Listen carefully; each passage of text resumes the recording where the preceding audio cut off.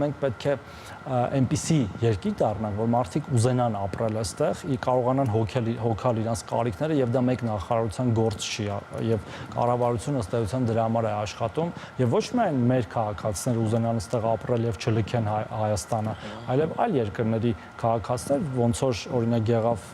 ռուս-ուկրաինական պատերազմից հետո տեղափոխվեցին Հայաստան եւ մենք նրանց գրկաբաց ըստ էության ընդունեցինք եւ ուզում ենք որ նրանք էլ ինտեգրվեն, այդ թվում նաեւ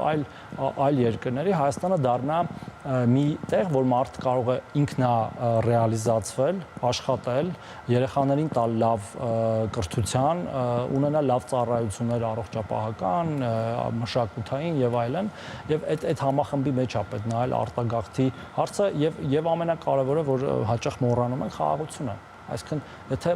մենք դիտարկում ենք արտագաղթի պատճառները, իհարկե տնտեսական պատճառ էլ կա, բայց արդյոք հիմնականը անվտանգային իհարկե